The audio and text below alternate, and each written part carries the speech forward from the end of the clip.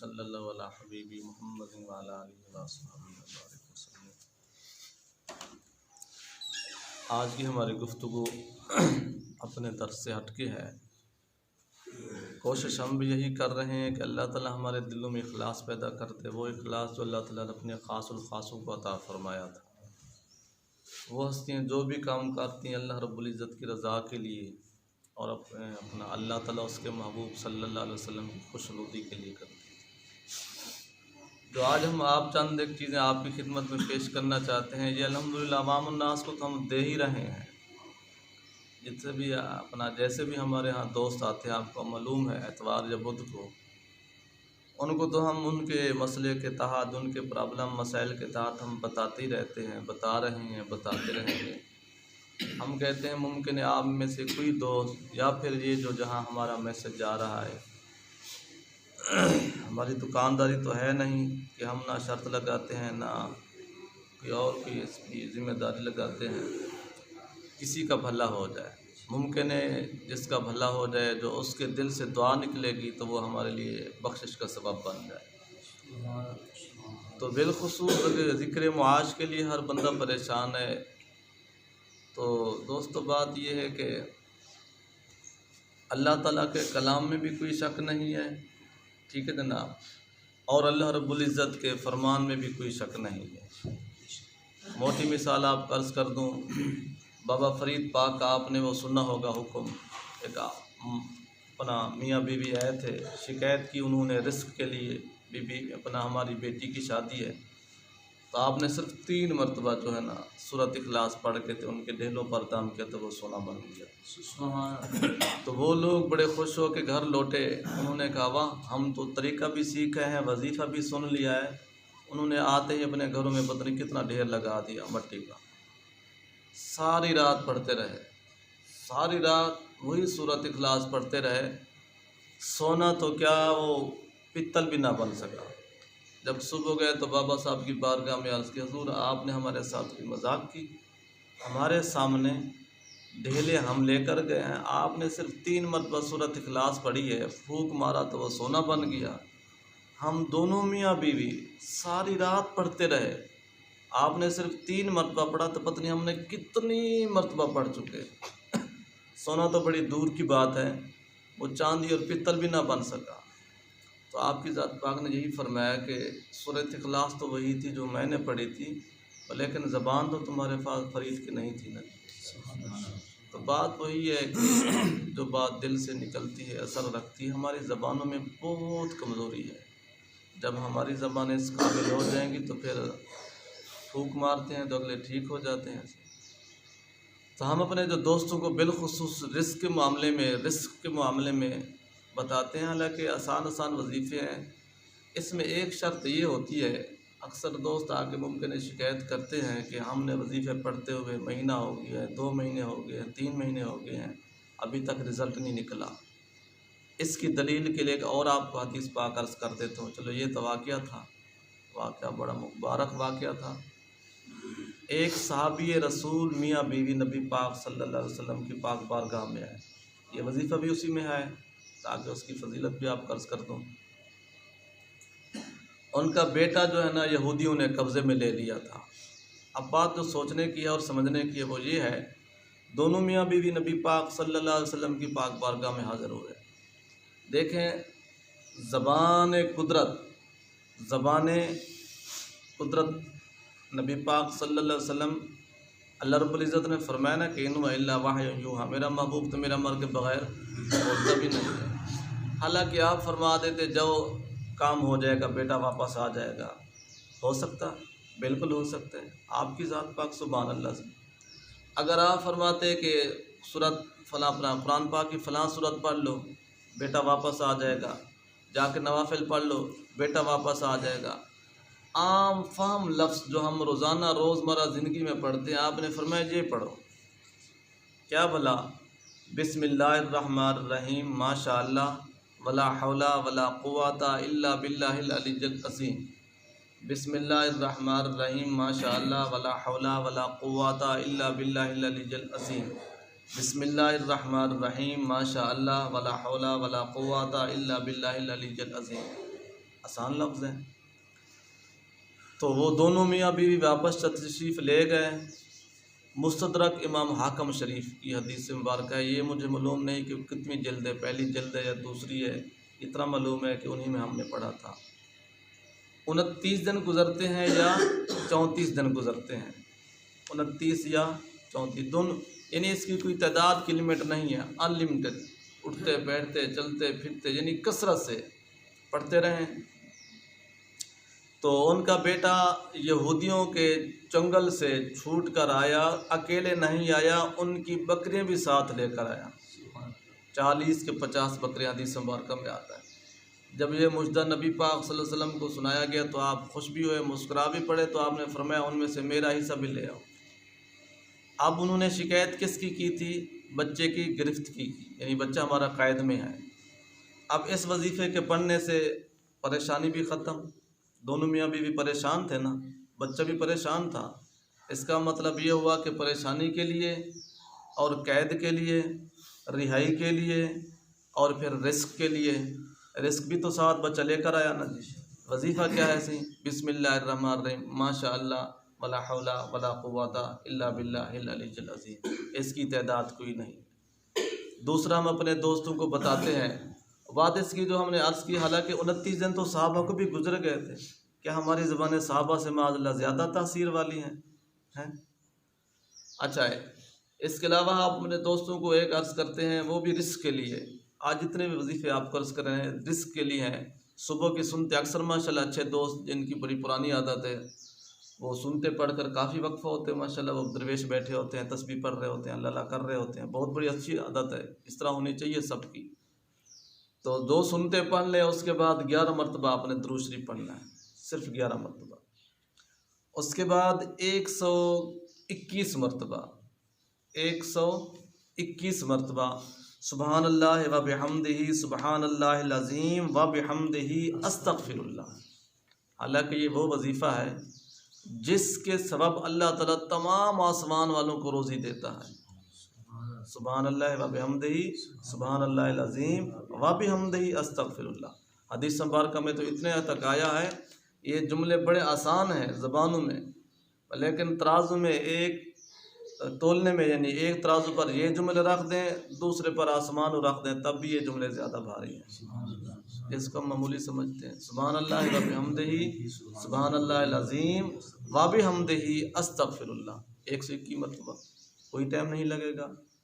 अभी वहीं बैठकर आपने साथ ही ये पढ़ लेना है, अस्तग़फिरुल्लाह ताला रब्बी मिन कुल्लि ज़म्बिन व अतूबु इलैहि, अस्तग़फिरुल्लाह ताला रब्बी मिन कुल्लि ज़म्बिन व अतूबु इलैहि। ये सिर्फ 70 मरतबा, वो 121 मरतबा, ये 70 मरतबा। साथ ही इसके आप शामिल कर दें बिस्मिल्लाहिर्रहमानिर्रहीम बिस्मिल्लाहिर्रहमानिर्रहीम बिस्मिल्लाहिर्रहमानिर्रहीम, इसको 90 मरतबा। आखिर पर फिर आपने दुरूद पाक पढ़ना है 11 दफ़ा, फिर उसके बाद फ़र्ज़ पढ़ने हैं। घड़ी में आप टाइम देख लें, ये वजीफ़े ओनली तकरीबन 10 मिनट या 11 मिनट, 9, 10, 11 मिनट, मुमकिन है 12 मिनट, मतलब मुख्तसर, कोई टाइमिंग नहीं, कोई घंटों वाली बात नहीं, कोई तहज्जुद में उठ कर वाली बात नहीं। बंदा आम रूटीन में उठता है सुबह की नमाज के लिए, 10 मिनट के बजाय बंदा 20 मिनट पहले उठने से ये मामूल बना ले, वो बंदा ज़िंदगी भर के लिए कभी तंगदस्ती का शिकार नहीं होगा, ज़िंदगी भर के लिए। और इतने आसान, बेशक वो अपने घर वालों को भी बता सकते हैं, बच्चों को भी बता सकता है, आसान और इजीली वजीफ़े। तीसरा हम बताते हैं सूरत वाक़िया, इसकी तो हदीस मुबारक में आई है ज़रिया मुआश के लिए ज़बरदस्त। हर सूरत, जिस तरह सूरत मुल्क शरीफ के बारे में आप सुनते हैं कि कब्र में छुड़वाने के लिए बड़ी लाजवाब है, इशा के बाद पढ़ने वाला, ये भी रखा करो जहन में। जो सूरतें जिस तरह हदीस मुबारक में आई हैं या फिर बुजुर्गान दीन ने तरीके आगे बताए हैं या फिर कोई आपको अपने शायख बता दे, काम फिर बनेगा। अक्सर अपने दोस्तों से हम जब सुनते हैं ना, सूरत वाक़िया शरीफ भी वो रोज़ाना पढ़ते हैं, सूरत मुज़म्मिल शरीफ भी रोज़ाना पढ़ते हैं, सूरत यासीन शरीफ, लेकिन वो तरतीब से नहीं पढ़ते। जिनको सुबह पढ़ने हैं तो शाम को पढ़, गो के फजीलत के लिहाज से कोई रोक ठोक नहीं है।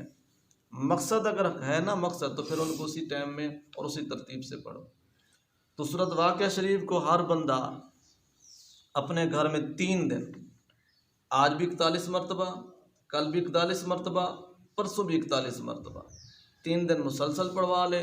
तीसरे दिन जब शाम है फिर अपने घर वाले जो कुरान पाक पढ़े हुए हैं वो एक रूटीन बना लें, मगरिब की नमाज के फ़ौरन बाद बाकायदगी से सूरत वाक़िया शरीफ सिर्फ 1 मरतबा पढ़ लिया करें।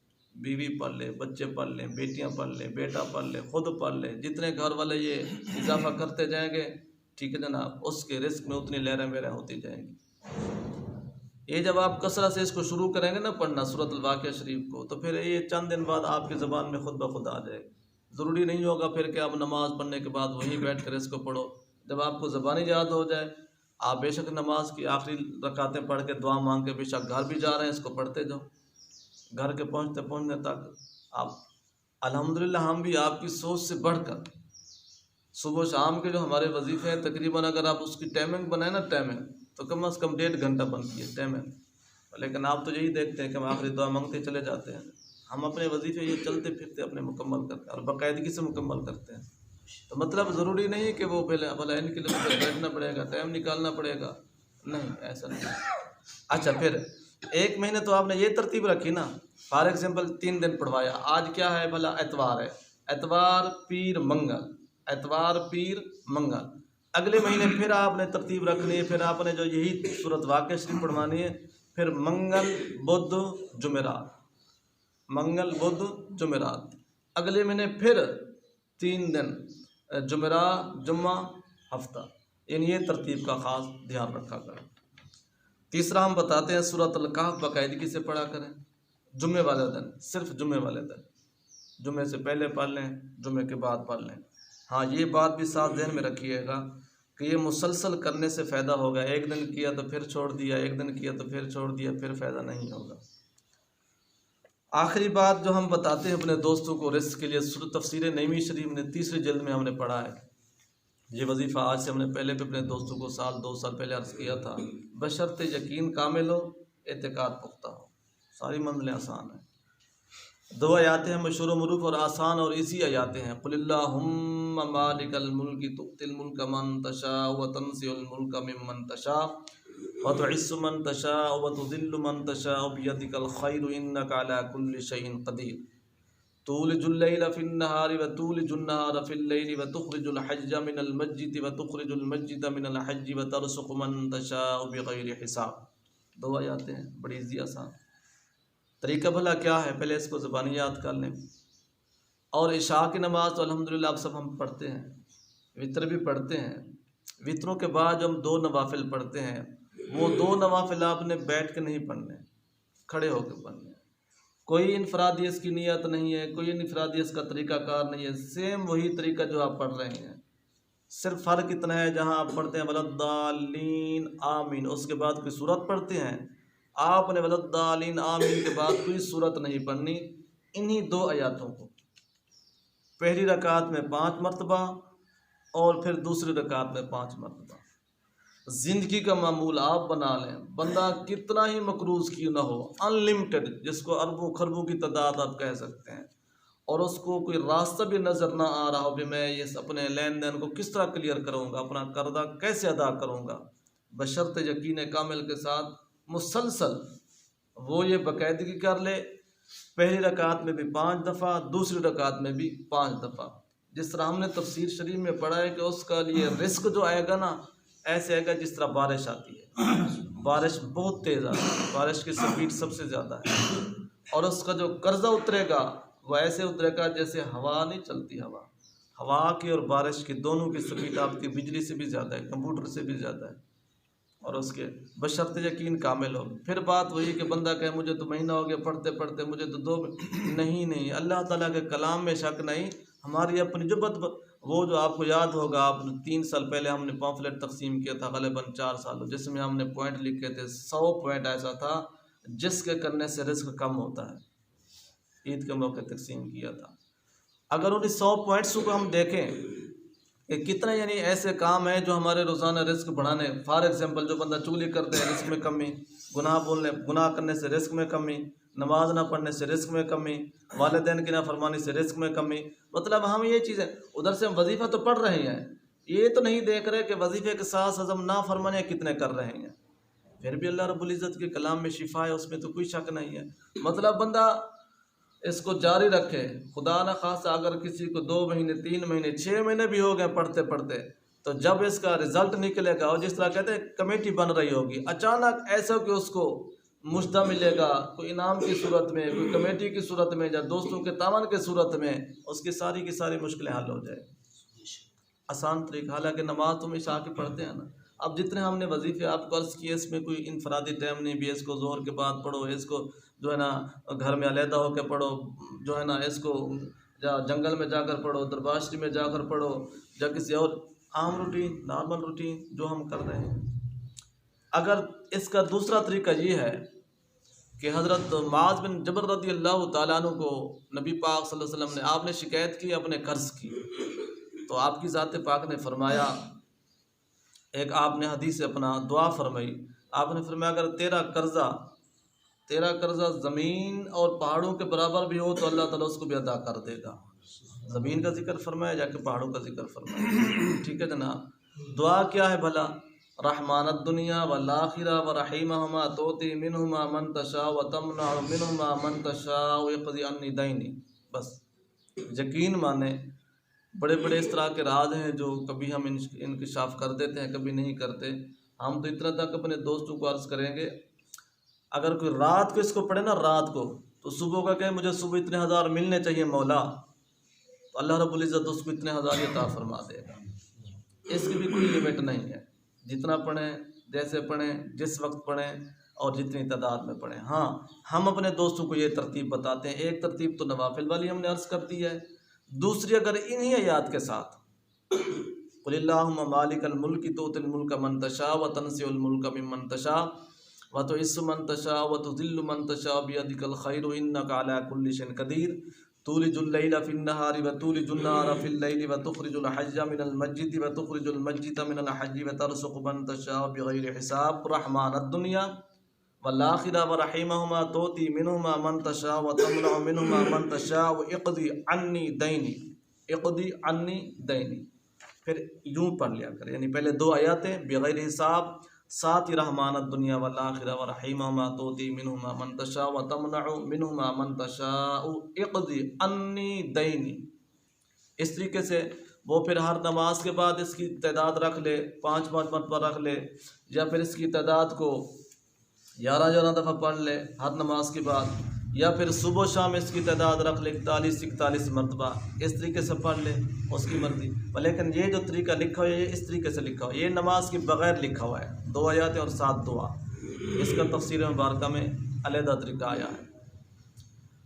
एक हमने और आपको वाक़या अर्ज़ करें, बात तो यहाँ तक ख़त्म कर देनी थी, क्योंकि रिस्क के मामले में हम तो वो दोस्तों को जब वजीफ़ा बताते हैं, उनको इतना तक कहते हैं कि अगर तुम बादशाही बनना चाहो ना, बादशाह, अल्लाह ताला तुझे बादशाही बना देगा।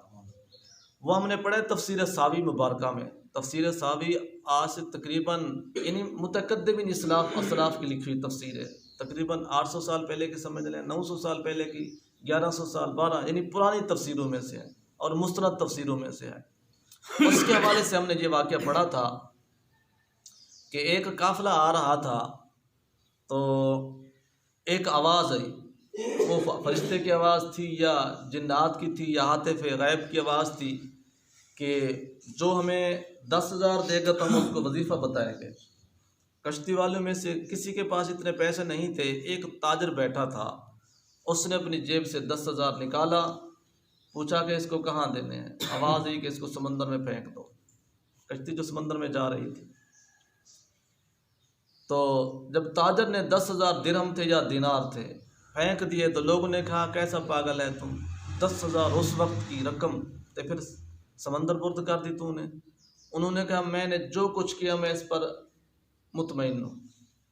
इत्तेफाक ऐसा हुआ, तूफ़ान आया, लहरें उठी, वो सारी किश्ती जो है ना टुकड़े टुकड़े हो गई, सारे डूब गए, कश्ती भी डूब गई, एक तख्ता बचा और वो ताजर उसी तख्ते पर बच गया।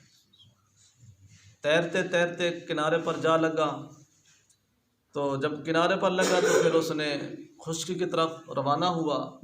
चलते चलते एक जंगल बेआबान आता है, जहाँ इंसानियत का दूर दूर से भी कोई ताल्लुक़ नहीं था। एक बड़ा खूबसूरत महल आता है, वो उस महल में जाता है, एक यंग खूबसूरत लड़की इंतहा की सिर्फ अकेली रह रही है। वो लड़की उस ताजर से पूछती है, खुदारा ए भला कैसे तुम आए हो? ये तो जिन का डेरा है, जिन ने मुझे कैद कर रखा है और वो अपनी ज़रूरत इस्तेमाल करने के लिए आता है हफ्ते में एक दिन। आज उसके आने का दिन है तो मैं उसके लिए तैयारी कर रही हूँ, तू अपनी जान को ख़तरे में क्यों डाल दिया? उसने कहा कोई बात नहीं, देखी जाएगी। यानी वो डरा नहीं जिन की उस सख्ती से या उसकी आजमाइश वगैरह से। अभी बात हो रही थी या कुछ लम्हे बाद वो जिन अपने हस्बे दिन आ गया, टाइम आ गया, उस वो बच्ची को उस जिन ने कैद कर रखा था और अपनी ज़रूरत इस्तेमाल करता था। जिन्नात आज भी मर्द को, औरत को उठाना चाहें उठा सकते हैं और उठा के ले जाते हैं आज भी, बाकी भी एक अलग मौजू है। तो जब उस ताजर ने देखा कि जिन आमिल दूर से आ रहा है तो उसने उसी वजीफ़े को, और जब उस ताजर ने नोट फेंक दिए तो साथ ही उस वजीफ़े वाले ने वजीफ़ा बता दिया। तो जब वो करीब आमिल आया ना तो उसने वजीफ़ा पढ़ना शुरू कर दिया। वो आमिल जिन जो ही करीब आता गया वो ऐसे ऐसे सुकड़ता सुकड़ता सुकड़ता सुकड़ता वही सुकड़ कर मर गया उस वजीफ़े की बरकत से। फिर लड़की ने कहा उस ताजर को कि ये जितना मेरे पास सामान, जवाहर, हीरे, मोती, सोना जो भी पड़ा था थोड़ा थोड़ा थोड़ा इनमें से उठा ले जितना दिल करता है। उस ताजर ने उठाया, उस लड़की को साथ लिया। ये भला कहाँ के रहने वाले थे? इराक़ का शहर बसरा है ना, उसमें ये लड़की रहने वाली थी। पता नहीं कब से ये जिन के क़ैद में थी, वल्लाह आलम। साल से माँ बाप से निखड़ी हुई थी, 6 महीने से, 2 साल से, जितने अरसे से भी। लड़की ने रास्ता बताया, दोनों जो है ना ये अपने घर पहुँच गए। कहाँ? बसरा में। लड़की का जो बाप था वो भी ताजर था। जब बाप ने अपनी बेटी को देखा तो उसकी तो खुशी की कोई इंतहा न रही, तो वो बहुत खुश हुआ। तो जो ताजर जो लड़की को साथ लेकर गया था, वो ताजर उस ताजर को भी नवाज दे कि तू मेरी बेटी लेकर आया है मेरे घर। हम तो परेशान थे, कब के पतरी मायूस हो चुके थे, मेरी बेटी मर गई है, कहाँ नहीं। उसने भी, उस लड़की के बाप ने भी उस ताजर को नवाज दिया। पहले लड़की ने खुद उसको नवाजा अपने महल्ला से, फिर जब ये पहुँचे घर बसरा में तो फिर लड़की के बाप ने भी उसको नवाज दिया। यहाँ तक कि आखिरी बातें यूँ है कि उस ताजर ने, लड़की के यानी बाप ने, उस अपनी बेटी का निकाह भी उस ताजर के साथ कर दिया था जो ताजर लेकर आया था। अब देखें सिर्फ एक वाक़े से, हालांकि इस वजीफ़े की तो हमने हदीस मुबारक में भी बड़ी फजीलत पढ़ी है, बड़ी। अब इस वाक़े से पहले देखें इस वजीफ़े से कि वो ताजर जो है ना डूबने से बचा। दूसरा उसको फ़ायदा क्या हुआ कि उस वजीफ़े की बरकत से जिन का ख़ात्मा हुआ। तीसरी बरकत क्या हो कि उस वजीफ़े की बरकत से उसको लड़की ने नवाजा। चौथी बरकत ये हुई कि उस लड़की माँ बाप को मिली। पांचवी बरकत ये हुई कि उस लड़की के बाप ने उस ताजर को नवाजा। छठी बरकत ये हुई कि उस ताजर ने अपनी बेटी का उस ताजर के साथ निकाह कर दी। ये तो एक ज़हरन देखें, मुश्किलात भी इसमें आई, परेशानी भी इसमें आई, रोज़ी रिस्क भी इसमें आया, शादी का मामला भी आया। मतलब कुरान पाक का तो हर रात अपने अंदर बेशुमार राज रखता है। वजीफ़ा भला क्या है? सूरह तलाक शरीफ का, वमन यत्तक़िल्लाह यजअल लहू मख़रजन व यरज़ुक़हु मिन हैसु ला यहतसिब वमन यतवक्कल अलल्लाहि फहुव हस्बुहु इन्नल्लाह बालिगु अम्रिही क़द जअलल्लाहु लिकुल्लि शैइन क़दरा। ये वो वजीफ़ा है जिसकी इतनी इसी रिस्क के मामले में हदीस मुबारक में भी बड़ी फजीलत आई है। तो ये तो हम दोस्तों को कहते हैं, अगर कोई बादशाह भी बनना चाहे ना तो अल्लाह रब्बुल इज़्ज़त उसको बादशाह भी बना देगा। इसकी भी टाइमिंग कोई नहीं है। हम दोस्तों को ज़्यादातर हर नमाज के बाद 11 दफ़े अर्ज़ करते हैं, हर नमाज के बाद। तो अल्लाह रब्बुल इज़्ज़त हम सबको सिद्क़ व इखलास के साथ हमारी ज़रूरतें पूरी फरमाए, और इन विर्द और वज़ाइफ जो हम अर्ज़ कर रहे हैं, जो आप दोस्त सुन रहे हैं, जो भी इस पर अमल करें, मालिक सबको बेशुमार नवाज दे, और इस तरह के मामलात और ये सदक़े जारिये चलते रहें। मालिक इसके सबब से हम सब की आखिरत बिल खैर फरमाए।